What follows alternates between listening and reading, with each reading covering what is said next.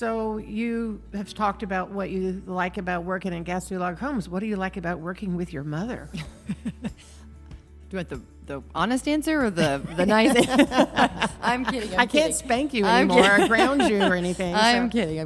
I have people ask me this all the time, and we get along really well, and we've always been best friends. My mom's always been the person that I call always.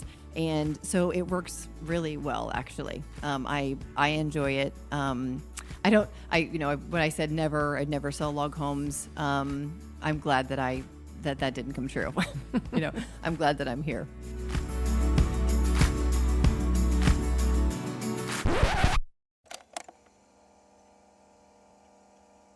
Hi, I'm Lynn Gastineau. First or last name? Because I didn't last name before.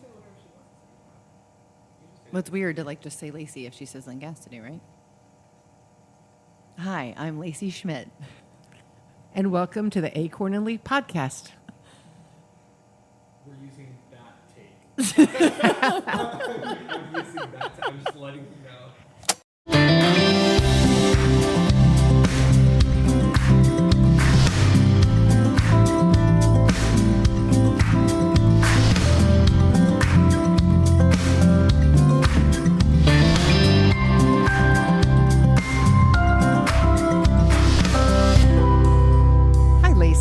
Thank you for joining us on the Acorn and Leaf podcast today. Happy to be here.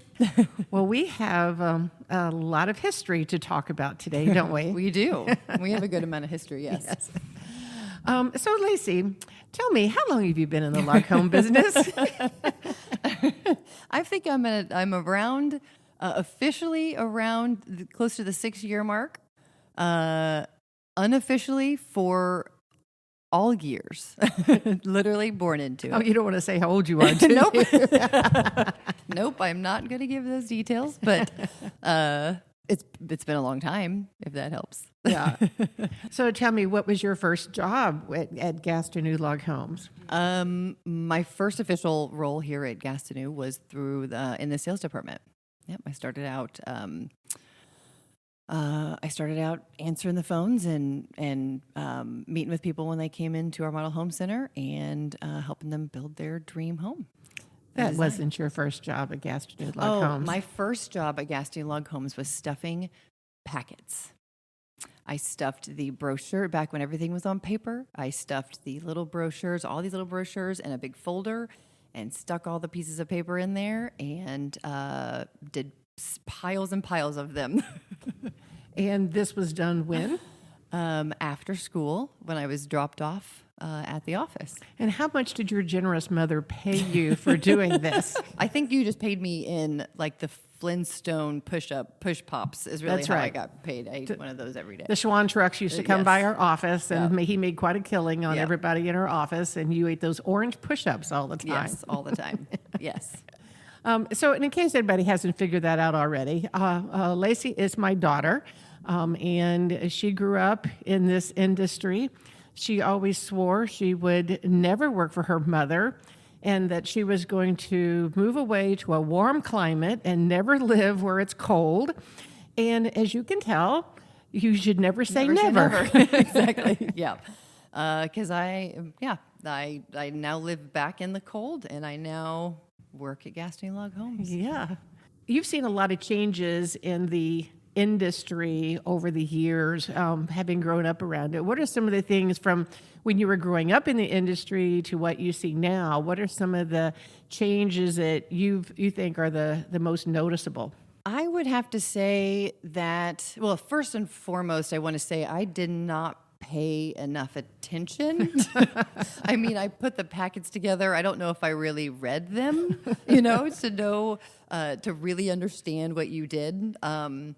To me, I just saw trucks loaded with house logs going out. I mean, that's what I remember seeing those all the time. And with all that said, I would say that the biggest thing I noticed is the shift in the customer base.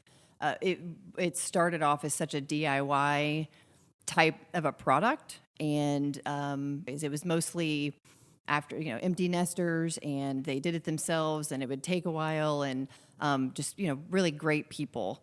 Not that they're not really great now, but and now it's turned into more of a custom product, and we still have smaller homes, because I think that's what a lot of them were back then too. Were just 1,000-square-foot homes, just smaller homes that people would build for themselves. But now it's turned into bigger custom with builders. But yeah, they're being built. More of them being built by a builder as opposed to them doing it themselves. Right. Yes, yeah, exactly. that is definitely a big difference. Yeah. Yeah. The how we sell our houses or how we get information to people is really. We don't do packets anymore. Although I do have 3 little boys that I could put to work, we don't have that anymore. Yeah, the change has been something else. I remember we used to just having brochures done and printed. It was so expensive, and you had so many inquiries. We had to send literature out that we literally developed a package that we sold. We sold it called the Dreamcatcher that was $25. I mean, in 1990, we're selling this thing for $25, and people are buying it. Right. But he had to, because it was so expensive to print things, and now you can send PDFs to people of so much and give them so much information at no charge. Right. It's awesome to be able to do that. Right. Yeah. Right. Absolutely. People, and the internet, right? That's where people educate themselves a lot too. So they go on there and find out all that information now. They don't have to call in or mail in and their request for information, and then we put a packet together for a penny, and then we send it to them. That doesn't have to happen anymore. Remember those stacks of mail we used to get? Yes. It was nothing for us to Bins get and 25, 30 envelopes a day of people just saying, send me information on log Yes. homes. That's why we had to Yes. resort to child labor Right. to get packets put together. Exactly. Yep. I remember bins and bins of mail that both came in and had to go. There's a Yes. daily post office run. Yes. Just because there was so much that went out. We had those big orange Big orange trays, and we'd trays, stack yep. them full, and we'd go drive to the post office because and dump them off every day. Yeah, Yep. yeah, that was crazy. Yeah, and now people can get so much information off the internet that they don't. Once we still do get maybe one written inquiry a year. Yeah. And people that want a physical, brochure sent to them still, or physical plans. Yes, Which is great. It's fine. Being the old person in the company, that's something I still insist that we do have some printed literature to get into people, because everybody doesn't use the internet. Everybody doesn't want that. We get people that still call us and say they want printed literature sent. Right. So we still do have some. Yep.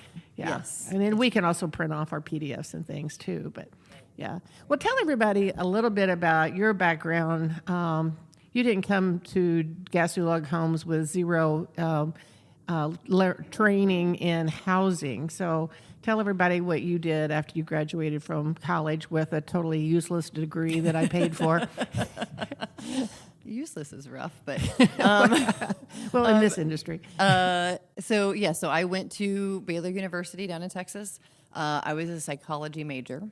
I was a psychology major, and my dream, my plan was to work with people that had eating disorders. That's what I wanted to do. And after college, I would have to go get my master's, and that was still my goal. I kind of had some other interest in psychology, like memory was something that very fascinated me. And then also, like IO psych, industrial organizational psych, which is like business psych, which towards the end of college, that's what I was kind of leaning towards as well. Because I also think it's fascinating to how personalities can affect the dynamics of a business, right? And how it's super important to have the right personalities in the right places within a company. So, but I was going to have to, I wanted to go back with my master's, but I took a year off to make some money, go start working. And I called my mom and I said, "Where do you think I should start?" And she said, "I think you should start in sales, because everything in a business starts in sales." And I was like, "All right, I can do that." So I interviewed a lot of places. I got a job selling copiers. I worked for a company called Lanier. They sold Ricoh products, very sexy business of copier sales. and I did that for a couple years, and then there was a there was a company called Open Table that I interviewed with, which is now a very big public company. At that time, it was a very small. It wasn't a startup at that point technically anymore. I think it had been around for 6-8 years, but it was very small. We in Houston, there was only like 40 restaurants on Open Table at that time. So I worked with them for a couple years, sold their product, and grew that market a decent amount, and the surrounding a couple of the cities in Texas.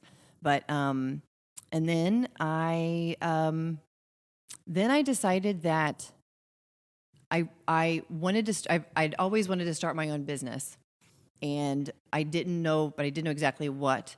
And I had some kind of mentors that I worked with in Houston. Sat down and had a conversation with them one day, and we figured out I wanted to make ugly things pretty. So I started flipping houses, and so I learned a lot about the construction trade doing that. I did that for several years. I had a guy that I met that he kind of took me under his wing and taught me a lot as well. But that's where I fell in love with design and construction for sure. I think I don't think I realized I'd always loved it. I don't think I realized it really. And so I did that. And in between all that, I had 3 little boys, and pretty close together. And then realized that I wanted some space and my family. So we moved from Houston, where we were living at the time, back to Missouri. And made your mother the happiest person in the world. Yep, I sure did.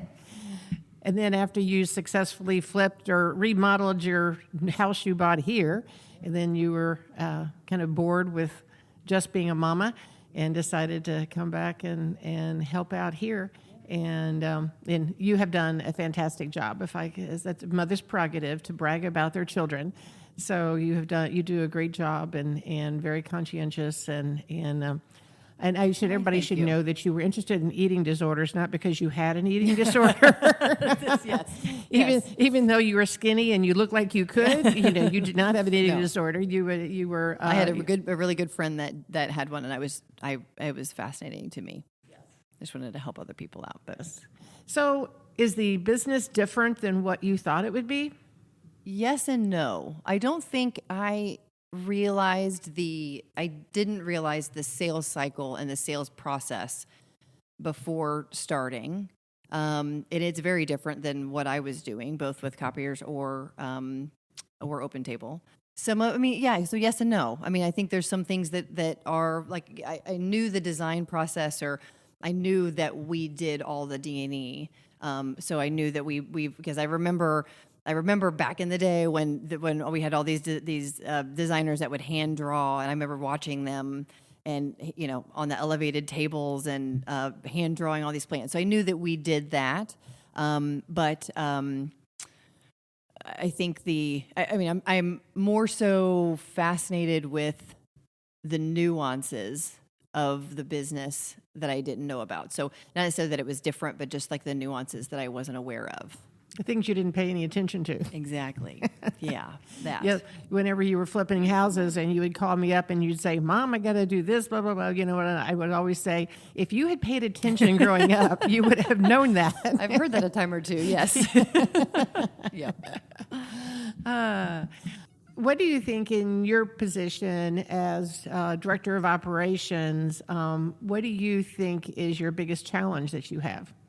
The biggest challenge I have is, a couple things. One is just as a managing all of the houses that are being shipped. It's a pretty big job. So just to managing all of those different projects. Everybody's got unique things that they need ordered, and it's all a timing thing. So trying to manage that process effectively.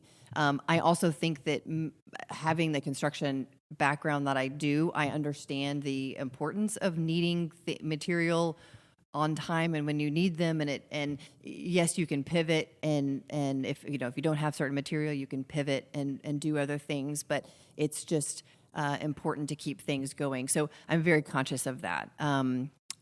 Just having been in those shoes. So, but it's also a challenge just with the quantity and just kind of staying on top of it. The biggest thing that I'm trying to learn is the log home construction side of it. There's just nuances all over the place, and I get, because I field calls from builders asking me questions, and I try to answer them the best I can. But I'm very cognizant of the fact that I don't know all of the answers. And so I pull in resources like Mike Branch, who's been with us forever, and really our kind of builder guru, right, to make sure that the answer that I have is correct. And if I don't, then letting them talk to Mike about it. But I would say that's probably, those two things are the biggest challenges, is learning all of the construction part too, and all the different, just little ways that log homes need to be built versus stick frame homes. I think something else too is just getting all the information you need from people. A lot of times people don't realize what information you really need. Yes. I mean, I've had times we had houses ready to go out and realize we don't have delivery directions. Yeah. And it's like, okay, we'll just send it to this house someplace, Right. this town Right. somewhere in Missouri, Yeah. in United States, and see if somebody claims it. Right. Yeah. And how fast their job is going to progress. Yes, absolutely. That's a huge one. Because some are really slow and some are really fast. Right. And so, if they're a really slow job, you don't want to order things and have it sitting around for a long time. If it's going fast, you want to get everything ordered quickly, and getting that Have to know information. yeah, right. Yeah. Absolutely. And some people say it's going to be super fast, and because of external factors they can't control, it's not. And so it's a lot of juggling that has to be done. But you're absolutely right. Just there's a lot of parts and pieces that go into it. I don't think that people understand the prep that it takes before shipping even happens. There's so much work that gets done before we even send material out, and all of the details that we need to be known then, so that it shows up correctly. And I think that once the blueprints are done, we can't magically just make it all. It just doesn't easily come into fruition in a correct way. It takes a lot of work to get there. Right. And, I think part of that issue is created by the fact that we really work hard to try to customize for each job. And I think a lot of other companies out there don't do that. They just kind of ship it whenever they want to, or they ship it all at once, and you've got to store it, and you've got all these other issues. And we work really hard and to customize each delivery, really, to fit the customer's needs and what works best for them. Right. Creates a lot of headaches for us. It'd be a lot easier for us if we could just ship it out there as we wanted, but Right. trying to do the best job we can for the customer and the builder, it does make it a lot more difficult. Right. I think also is that if people, would read all the documentation that we do, we also try to put almost everything in writing, whether it's the quote or the material list, blueprints. Yeah. And then, we'll find out people say, there's a mistake here. Well, no, that's what's on your quote, or that's what's on your blueprints. You didn't tell us any differently. And that's an issue that, it always aggravates me, but I don't know how to prevent that. Right. I think we do our best to be as detailed as we can, but the fact is there are tens of thousands of pieces, literally, that are going into any given home. That's just a lot. It's just a lot. And so it's just a lot to cover. And I think generally speaking, people do their best to be as thorough as they can, but that's just a lot of pieces. Well, and a lot of people, they've never built a house before. Right. They don't understand a lot of the terminology. And so, it's like we say in the construction seminars, if there's a word you don't understand or terminology we're using, to just ask what it is, because even in different parts of the country, they call the same Right. thing different things. So Yes. sometimes, because we're shipping from one coast to the next, you find out what they call a fascia board in one part of the country, they call the cover board or Yeah, something someplace right, else. right, So, yes. so you're not even on the same wavelength. So That's always fun. I get builders call me and they're using different words, and I'm like, I don't know what that is. Yes. But we point to the same thing. Like, okay, yeah, we just call it something different. But Right. So what is one of the most fun projects you've worked on since you started here?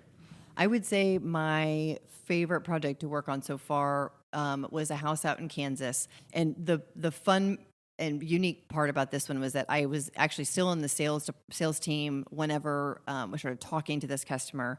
They purchased their house, and then I had moved into the shipping department or operations by the time they shipped. So I got to see the whole thing start to finish. But they built this incredible house out in Kansas, like I said, and they were very detail was important to them, and he had a construction knowledge and background.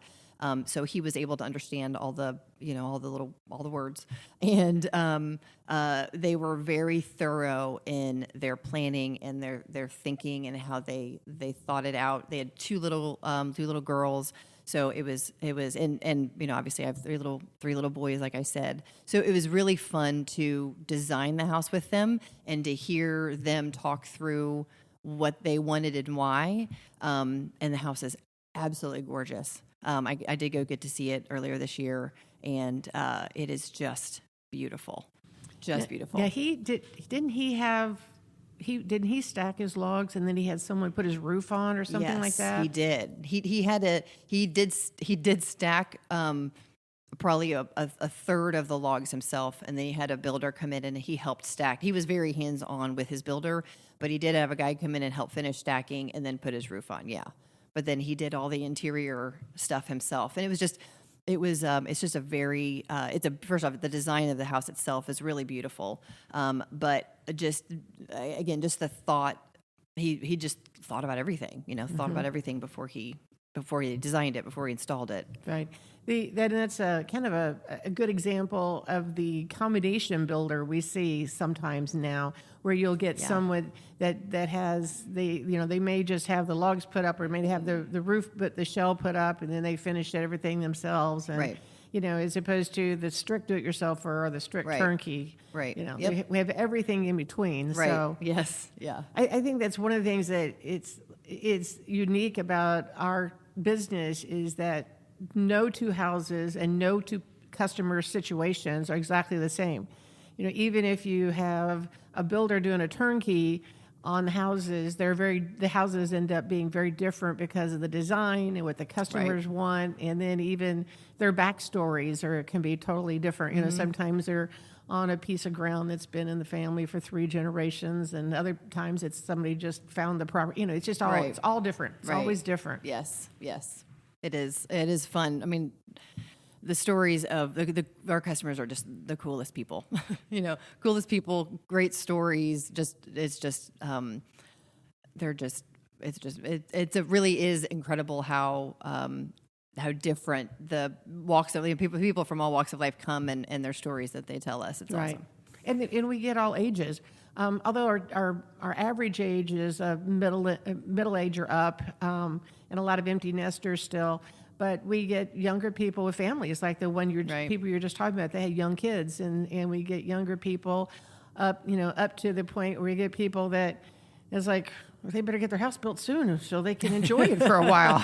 They might not be around too much longer. So we get all ages, and all income groups. We get people, and we've had people come in that they've got a brother that's an electrician, and a brother that's a plumber, and a father-in-law that's a HVAC dude, and the whole family pitches in and they build the house for not a lot of money, and so that's I love seeing it when families can come together and do those things. Mm-hmm. Yeah, absolutely. So you have talked about what you like about working in Gastineau Log Homes. What do you like about working with your mother? Do you want the honest answer or the nice answer? I'm kidding. I can't spank you anymore or ground you or anything. I'm kidding. I have people ask me this all the time, and we get along really well, and we've always been best friends. My mom's always been the person that I call always, and so it works really well, actually. I enjoy it. When I said I'd never sell log homes. I'm glad that didn't come true. I'm glad that I'm here. Well, I'm very glad that you're here. It's been a real joy, and as I always said that I had 3 children, was Lacey Dean and Gastineau Homes, and so to see my child become part of that family is very rewarding, and knowing that the company will be in good hands when I decide to ride into the sunset. Don't ride too fast. You're not going anywhere today. Well, as you know, I come from a family of workaholics. You come from a family of workaholics, and I'll probably be involved until you kick me out or put me in the nursing home until she's put her in a memory unit so she can't bother me.